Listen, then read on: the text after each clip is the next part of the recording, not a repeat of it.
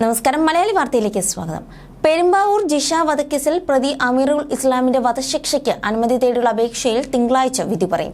സംസ്ഥാന സർക്കാർ നൽകിയ അപേക്ഷയിലാണ് തിങ്കളാഴ്ച ഹൈക്കോടതി വിധി പറയുന്നത്. കുറ്റവിമുക്തനാക്കണമെന്നാവശ്യപ്പെട്ട് പ്രതി നൽകിയ അപ്പീലിലും കോടതി വിധി പറയും.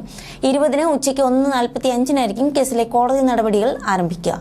2016 ഏപ്രിൽ 28-നാണ് പെരുമ്പാവൂരിനടുത്ത് ഇരിങ്ങോൾ ഇരവിച്ചിറ കനാൽ പുറമ്പോക്കിലെ വീട്ടിൽ അതിക്രൂരമായി കൊലപ്പെടുത്തിയ നിലയിൽ ജിഷയുടെ മൃതശരീരം കണ്ടെത്തിയത്. യുവതി ലൈംഗിക പീഡനത്തിന് ഇരയായ ശരീരത്ത് 38 മുറിവുകൾ ഉണ്ടെന്നും പോസ്റ്റ്മോർട്ടം റിപ്പോർട്ട് സ്ഥിരീകരിച്ചിരുന്നു. തുടർന്ന് നടത്തിയ അന്വേഷണത്തിനൊടുവിലാണ് ജൂൺ 16-ന് അസം സ്വദേശിയായ അമീറുൽ ഇസ്ലാമിനെ പോലീസ് അറസ്റ്റ് ചെയ്തത്. നിയമസഭാ തെരഞ്ഞെടുപ്പിന് തൊട്ടു മുൻപ് നടന്ന കൊലപാതകം കേരള രാഷ്ട്രീയത്തെ പോലും ഉലച്ചിരുന്നു. പോലീസിന്റെ ഓരോ നീക്കവും സൂക്ഷ്മമായി വിശകലനം ചെയ്യപ്പെടുകയും വിമർശിക്കപ്പെടുകയും ചെയ്തു. പ്രതിസന്ധികളെല്ലാം തരണം ചെയ്ത് ഒടുവിൽ കേരള പോലീസ് പ്രതിയെ കണ്ടെത്തുകയായിരുന്നു. ആദ്യഘട്ടത്തിൽ പോലീസിന് ലഭിച്ച ശ്രീലേഖയുടെ സാക്ഷിമൊഴി മഞ്ഞക്കുപ്പായമിട്ട ഒരാൾ കനാൽ വഴി ഇറങ്ങിപ്പോകുന്നത് കണ്ടെന്നാണ്. റോഡിൽ മാങ്ങ പറിച്ചുകൊണ്ടിരിക്കുന്നയാൾ ഈ വ്യക്തിയെ തിരിച്ചറിഞ്ഞു. പേരും മൊബൈൽ നമ്പരും സംഘടിപ്പിച്ച് പോലീസ് തെരഞ്ഞപ്പോൾ ആൾ സ്ഥലത്തില്ല. സംശയം വർദ്ധിച്ചു. പശ്ചാത്തലം അന്വേഷിച്ചപ്പോൾ കുറച്ച് ദിവസം മുൻപ് കഞ്ചാവ് കേസിൽ പിടിയിലായിരുന്നുവെന്ന് വ്യക്തമായി. കഞ്ചാവ് അടക്കമുള്ള ലഹരി ഉപയോഗിക്കുന്നയാൾക്ക് മാത്രമേ ഇത്തരമൊരു ക്രൂരകൃത്യം നടത്താൻ കഴിയൂ എന്ന പോലീസ് നിഗമനത്തോട് ചേർന്ന് നിൽക്കുന്ന തെളിവായിരുന്നു ഇത്. ഇയാളുടെ മൊബൈൽ ടവർ ലൊക്കേഷൻ പരിശോധിച്ചപ്പോൾ കണ്ണൂരിലാണെന്ന് മനസ്സിലായിരുന്നു.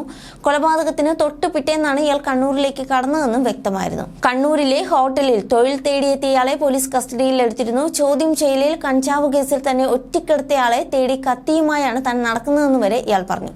ഇയാൾ അന്ന് ധരിച്ചിരുന്ന മഞ്ഞ ഷർട്ടായിരുന്നു. സംഭവ സ്ഥലത്ത് തത്സമയം ഉണ്ടായിരുന്നില്ലെന്ന് മൊഴി നൽകിയെങ്കിലും കൂട്ടുകാരുടെ മൊഴിയും മൊബൈൽ ടവർ ലൊക്കേഷൻ രേഖകളും മൊഴി കള്ളമാണെന്ന് വ്യക്തമാക്കിയിരുന്നു. പക്ഷേ നിയമ വിദ്യാർത്ഥിനിയെ കൊന്നില്ലെന്ന മൊഴിയിൽ ഇയാൾ ഉറച്ചുനിന്നു. 5 ദിവസത്തെ ചോദ്യം ചെയ്യലിൽ സാഹചര്യ തെളിവുകളെല്ലാം ഉണ്ടെങ്കിലും ശാസ്ത്രീയ തെളിവുകളൊന്നും ലഭിച്ചിരുന്നില്ല.